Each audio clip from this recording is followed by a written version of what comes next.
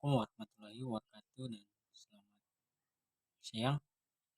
Eh, Hari ini saya akan mempresentasikan tugas proposal yang telah saya buat.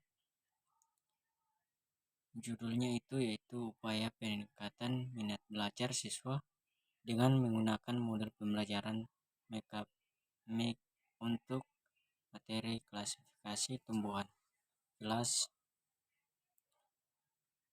7. Nah, proposal ini berjudul tentang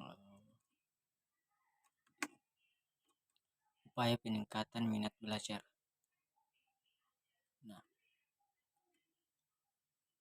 di sini ada latar belakang pendidikan merupakan salah satu faktor penting dalam perkembangan suatu negara. Pendidikan diharapkan dapat memberi pengetahuan, nilai-nilai, dan juga berfungsi meningkatkan seluruh potensi yang telah dimiliki oleh siswa untuk meningkatkan kualitas mutu kehidupan mereka. Sekolah merupakan suatu lembaga yang memberikan pengajaran kepada murid-muridnya.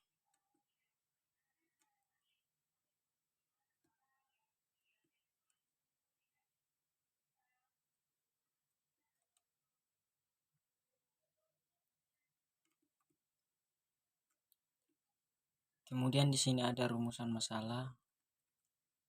Berdasarkan latar belakang di atas, maka rumusan masalah dapat penelitian ini, yaitu apakah penggunaan model pembelajaran makeup dapat meningkatkan minat belajar siswa materi perkembangbiakan pada tumbuhan kelas 7 SMP. Nah, di sini terdapat tujuan penelitian. Ada beberapa tujuan penelitian. Yang pertama itu untuk meningkatkan minat belajar siswa melalui penggunaan model pembelajaran makeup. Yang kedua, mengetahui gambaran efektivitas model pembelajaran makeup dalam meningkatkan minat belajar siswa pada materi perkembangbiakan tumbuhan. Yang ketiga, mengetahui persepsi siswa tentang penggunaan model pembelajaran makeup dalam pembelajaran IPA materi perkembangbiakan tumbuhan. Keempat, yaitu mengetahui gambaran model pembelajaran makeup lebih efektif dibandingkan dengan penggunaan metode ceramah dan diskusi. Kemudian di sini terdapat manfaat penelitian. Penelitian yang penulis lakukan diharapkan dapat memberikan manfaat sebagai berikut. Yang pertama itu manfaat teori. Yang dalam manfaat teori terdapat menambah wawasan, yang kemudian hasil penelitian ini dapat diharapkan dapat digunakan dan bermanfaat sebagai pedoman. Kemudian yang kedua yaitu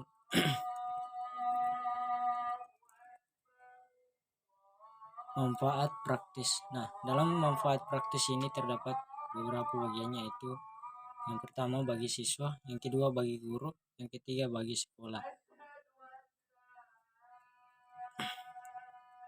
Di sini ada bab 2, kajian pustaka dan kerangka berpikir. Nah, di sini ada kajian pustaka. Yang pertama itu efektivitas. Dalam efektivitas ini, pengertian efektivitas dapat dijadikan barometer untuk mengukur keberhasilan pendidikan. Efektivitas dalam dinyatakan sebagai tingkat keberhasilan dan mencapai tujuan atau sasaran. Nah, di dalam mencapai pembelajaran yang efektif itu perlu dipertimbangkan sebagai berikut. Yang pertama itu penguasaan bahan pelajaran, pengalaman pribadi, dan pengetahuan yang telah dimiliki siswa.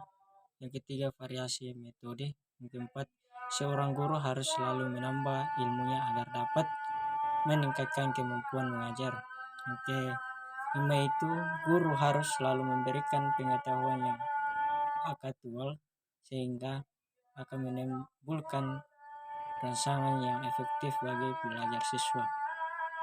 Berikut, guru harus berani memberikan pujian karena pujian yang diberikan dengan tepat dapat bermotivasi belajar siswa dengan positif.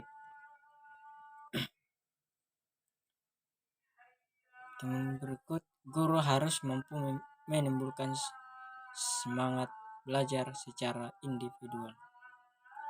Kemudian macam-macam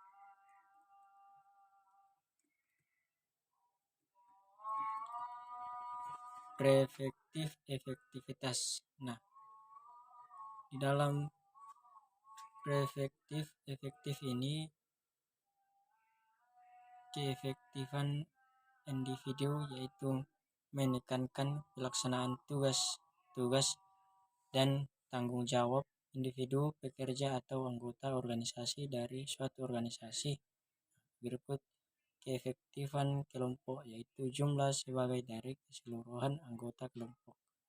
Ketiga, keefektifan organisasi yaitu fungsi dari keefektifan individu dan kelompok bahwa organisasi dapat memperoleh tingkat presentasi lebih tinggi bila dibandingkan dengan jumlah prestasi masing-masing.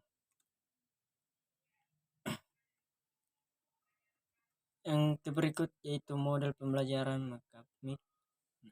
Dalam akademik, pembelajaran ini mencari pasangan merupakan metode yang dikembangkan oleh Lorne Curran tahun 1994 dengan keunggulan siswa mencari pasangan sambil belajar mengenai suatu konsep atau topik dalam suasana yang menyenangkan. Nah, dalam hal-hal perlu dipersiapkan dalam pembelajaran akademik yaitu kartu-kartu tersebut terdiri dari kartu berisi pertanyaan-pertanyaan dan kartu lainnya berisi jawaban dari pertanyaan-pertanyaan tersebut. Nah, persiapan pembelajaran akademik ini beberapa persiapan yang harus dilakukan sebelum melakukan kegiatan pembelajaran akademik, antara lain yaitu membuat beberapa pertanyaan yang sesuai dengan materi yang dipelajari. Kedua, membuat kunci jawaban dari pertanyaan-pertanyaan yang telah dibuat dan menulisnya dalam kartu-kartu jawaban. Ketiga, membuat aturan yang berisi penghargaan bagi siswa yang berhasil dan saksi bagi siswa yang gagal. Berikut menyediakan lembaran untuk mencatat pasangan-pasangan yang berhasil sekaligus untuk skor presentasi. Kemudian langkah-langkah pembelajaran model metode akademik yaitu pertama, guru menyampaikan materi atau memberikan tugas kepada siswa untuk mempelajari materi di rumah. Kemudian siswa dibagi dalam 2 kelompok, misalnya kelompok dan kelompok B. Kedua kelompok diminta untuk berhadapan. Ketiga, guru memberikan kartu pertanyaan kepada kelompok dan kartu jawaban kepada kelompok B. Berikut, guru menyampaikan kepada siswa bahwa mereka yang mencari cocokkan kartu yang dipegang dan kartu kelompok lain. Guru juga perlu menyampaikan batasan maksimal waktu yang ia berikan kepada mereka. Guru meminta semua anggota kelompok A untuk mencari pasangan di kelompok B jika mereka sudah membuka pasangan masing-masing. Berikut, jika waktu sudah habis, mereka harus diberitahu bahwa waktu sudah habis. Siswa menemukan pasangan diminta untuk berkumpul tersendiri. Yang berikut, guru memanggil pasangan berikutnya, begitu seterusnya sampai seluruh pasangan lakukan presentasi. Berikut kelebihan kelemahan makeup mic. Kelebihan model makeup mic dari metode yaitu: pertama, dapat meningkatkan aktivitas belajar siswa baik secara kognitif maupun fisik. Kedua, karena ada unsur permainan, metode ini menyenangkan. Ketiga, meningkatkan pemahaman peserta didik terhadap materi yang dipelajari dan dapat meningkatkan motivasi belajar siswa. Yang keempat, efektif sebagai sarana melatih keberanian siswa untuk tampil presentasi. Yang kelima, efektif melatih kedisiplinan peserta didik menghargai waktu untuk belajar. Nah, kelebihan metode pembelajaran makeup mic yaitu menciptakan susunan belajar aktif dan menyenangkan. Materi pembelajaran yang disampaikan kepada peserta didik lebih menarik perhatian. Di sini ada beberapa kelebihan metode pembelajaran makeup mic. Yang pertama, kelemahan model makeup mic. Adapun kelemahan dari model ini yaitu: satu, jika strategi ini tidak dipersiapkan dengan baik, akan banyak waktu yang terbuang. Yang kedua, pada awal-awal penerapan metode, banyak siswa yang akan malu berpasangan dengan lawan jenisnya. Yang ketiga, jika guru tidak mengarahkan siswa dengan baik, akan banyak siswa yang kurang memperhatikan pada saat presentasi pasangan. Keempat, guru harus hati-hati dan bijaksana saat memberi hukuman pada siswa yang tidak mendapat pasangan karena mereka bisa malu. Yang kelima, menggunakan metode ini secara terus-menerus dan menimbulkan kebosanan. Nah, cara minimalkan kelemahan dan metode makeup mic yaitu: guru harus mempersiapkan konsep pembelajaran dengan metode makeup mic dengan lebih baik dan teliti. Kemudian guru memberikan pengarahan dan mengkondisikan kelas agar pelajar belajar dengan lancar dan sesuai harapan. Ketiga, guru harus mengarahkan peserta didik dengan baik selama presentasi dan diskusi berlangsung. Keempat, guru harus hati-hati dan bijaksana ketika memberikan hukuman pada peserta didik yang tidak mendapat pasangan agar tidak merasa malu. Kelima, guru harus berinovasi dalam menempatkan metode pembelajaran agar peserta didik merasa tidak bosan. Nah, di sini ada media kartu makeup mic. Kartu merupakan media yang berbasis visual.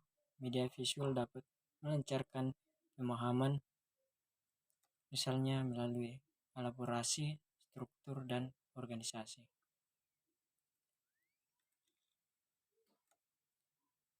Nah, minat belajar. Dalam minat belajar ini secara bahasa, minat berarti kecenderungan hati yang tinggi terhadap sesuatu kamus besar. Minat belajar ini lebih suka dan rasa ketertarikan pada suatu hal atau aktivitas tanpa ada yang menyuruh. Menurut pendapat Slameto mengatakan bahwa minat adalah suatu rasa lebih suka dan rasa ketertarikan pada suatu hal atau aktivitas tanpa yang menyuruh. Kemudian di sini macam-macam minat.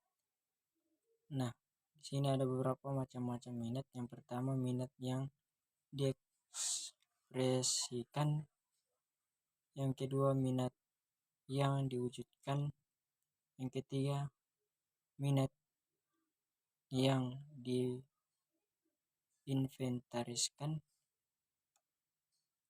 Nah, di sini juga ada terdapat faktor-faktor yang mempengaruhi minat.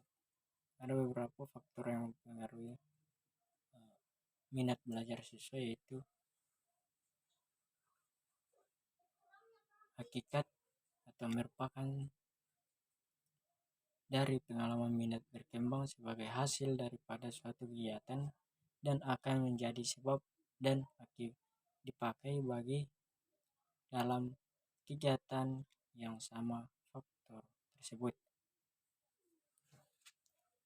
Di sini ada faktor yang mempengaruhi, faktor dorongan diri sendiri, rangsangan yang datang dari lingkungan atau ruangan lingkup yang sesuai dengan keinginan, ketertarikan, atau kebutuhan seorang akan mudah menimbulkan minat. Misalnya kecenderungan terhadap belajar. Dalam hal ini seseorang mempunyai hasrat ingin tahu terhadap ilmu pengetahuan.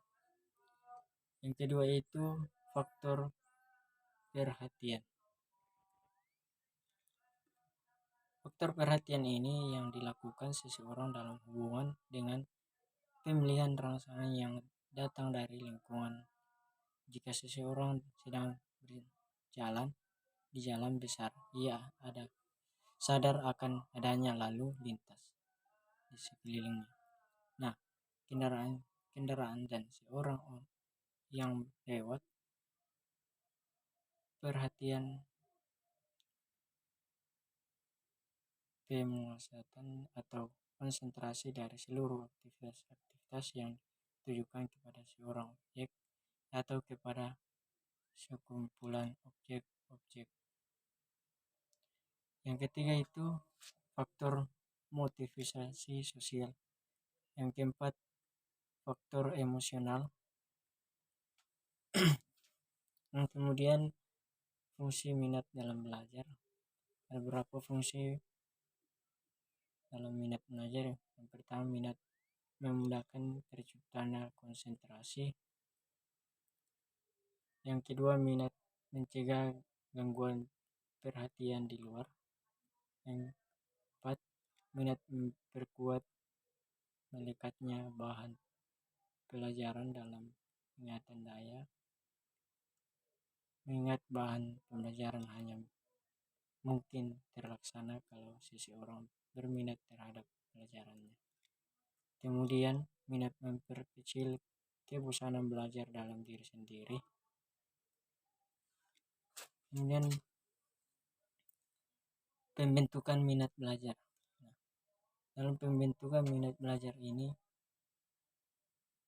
ada pola asuh orang tua merupakan faktor-faktor yang dapat mempengaruhi perkembangan minat seseorang. Di samping itu, sesuai dengan kecenderungan masyarakat yang senantiasa berkembang, lingkungan keluarga, sekolah, masyarakat, dan pola pergaulan akan merangsang pertumbuhannya minat baru secara lebih terbuka.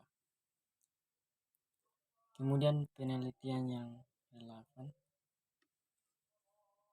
Berdasarkan penelusuran penemuan beberapa hasil penelitian antara lain sebagai berikut, yaitu pertama, Esti Kurnianingsih dalam penelitian yang berjudul Perbedaan Efektivitas Metode Mekanik dan Metode Guided Note Taking dalam meningkatkan aktivitas dan hasil belajar siswa.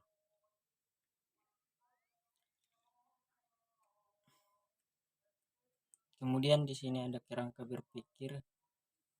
Pada umumnya proses belajar yang berlangsung cenderung didominasi oleh guru.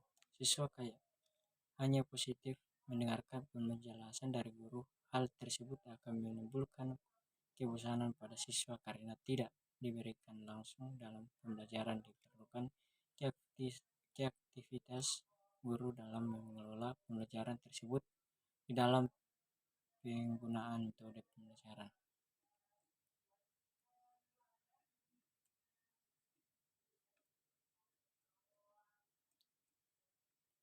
Kemudian ada bab 3, metode penelitian. Subjek penelitian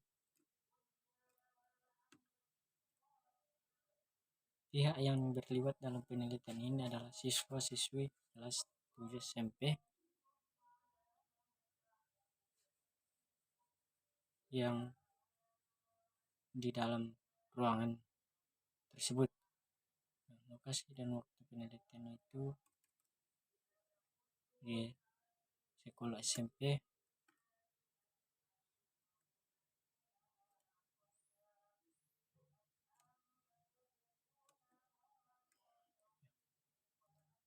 ya. Mungkin itu saja sempat saya presentasikan proposal saya pada hari ini. Kurang lebihnya mohon dimaafkan, dan sekian dan terima kasih. Assalamualaikum warahmatullahi wabarakatuh. Terima kasih.